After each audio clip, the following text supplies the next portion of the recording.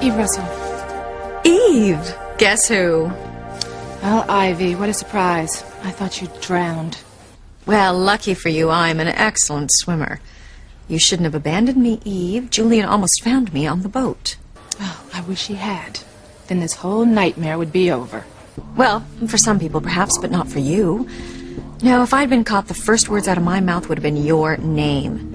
How do you think Grace and Sam would feel if they knew that I was only on Sam's boat because of your excellent tip? Oh, how dare you put me in the position to betray my closest friends?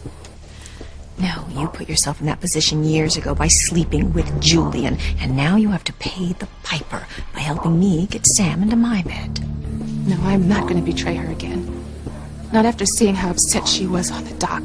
I'm not going to do it, Ivy. I would really reconsider that, Eve. Unless, of course, you want your husband, your daughters, and your community to know that you're nothing but a common whore. Yes, I'll be talking to you soon, good doctor.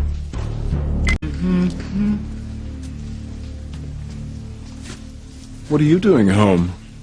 You could be flirting your icy little heart out with one of your favorite masseurs. Oh, I am so sorry to disappoint you, darling.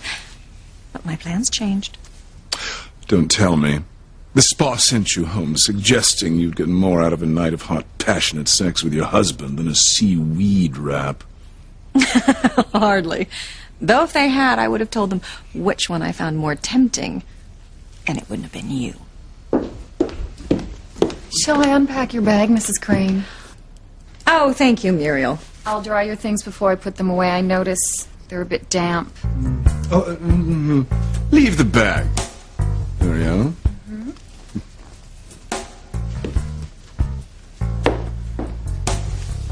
Bit damp. Ooh, ooh, ooh, ooh. What happened? What were you really up to last night, darling? Do tell how you managed to dampen your overnight bag when it hasn't rained for days.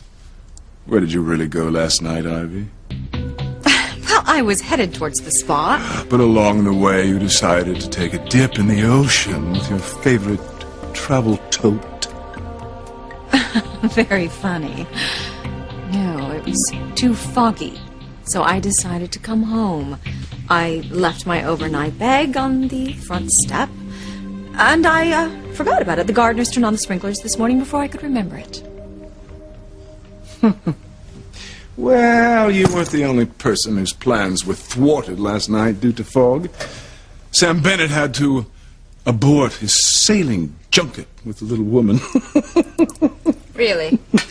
Yes, I went down to the docks to speak to him about a judicial system that has Luis guarding Sheridan around the clock. What on earth are you talking about? The feds deputized Pilar's son to protect Sheridan. Oh, dear. And after you and Alistair went to all that trouble to keep them apart.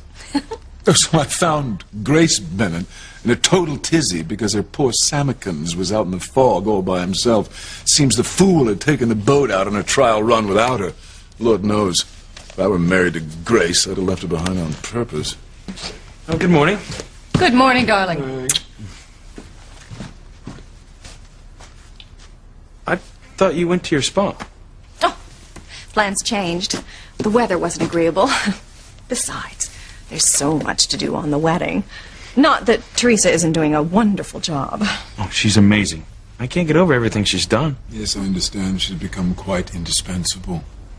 Still, I'm sure Gwen would like to oversee the guest list and the invitations herself. Oh, well, she won't be able to. She's still in New York trying to close that deal.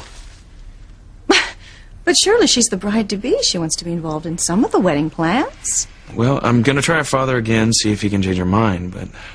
I talked to her last night and I didn't have any luck. What? You mean you told her you wanted her to come home?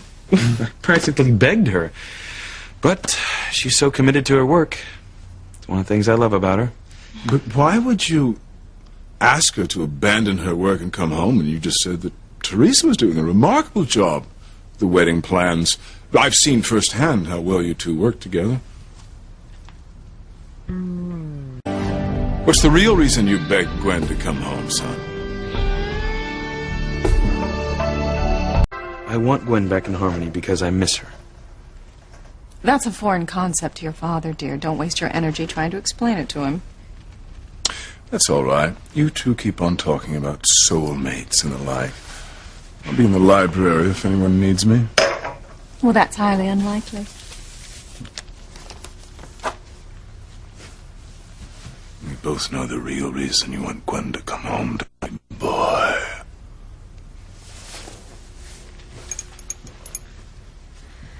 Whatever your father said, just pay him no mind.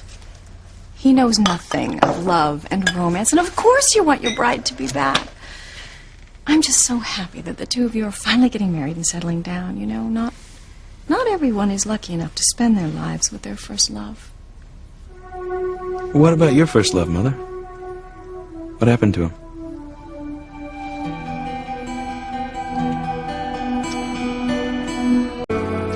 Mother, I've asked you if you loved someone before you met Father, and you've never given me a straight answer.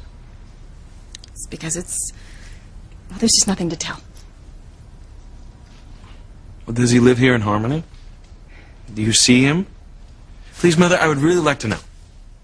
He's married to someone else now. Well, so are you. That doesn't mean you can't meet from time to time, know each other as friends. Ethan. Well, he obviously meant a lot to you at one time. Yes, he did. I can't talk to you about this. Well, Mother, I'm sorry. I don't mean to pry, but it's just you got me curious when you talked about Gwen being my first love. Well, she is, isn't she? Well, of course. But I just wondered, what happens if you don't marry that person? Will you ever get over them? You know, I don't really think I'm the right person for you to ask about this. Because your marriage to Father is a disappointment. But you've always told me that I was conceived out of a great love. Is that true? I swear to you, by everything I hold dear, I have never loved anyone more than I loved your father.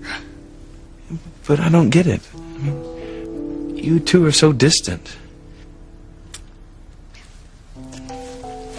Things aren't always what they seem, Ethan, okay?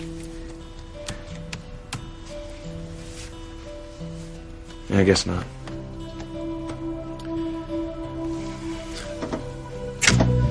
I got some work to do.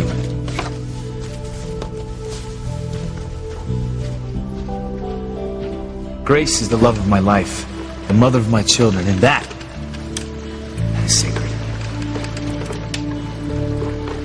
You mean because you have a child with Grace, that's what binds you to her?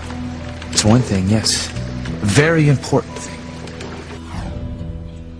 Well, we have a child, Sam. A son. A son that will bind us together forever. Well, that is good news. Sam will keep telling you all about his secret getaways, and you can tell me. Just out of your mind. Didn't you learn anything at all from last night, Ivy? Julian came that close to catching you. Well, I'll just be more careful next time, that's all. Well, since you were eavesdropping, didn't you just hear Sam say that he doesn't want anything to do with you? Oh, that's what he says now. But I know something that'll change his mind and his heart. Ivy, there is nothing that you can say or do that is going to make Sam want you. Actually, there is. But the price tag, it's a little steep, and I'm not quite sure I'm ready to pay it just yet.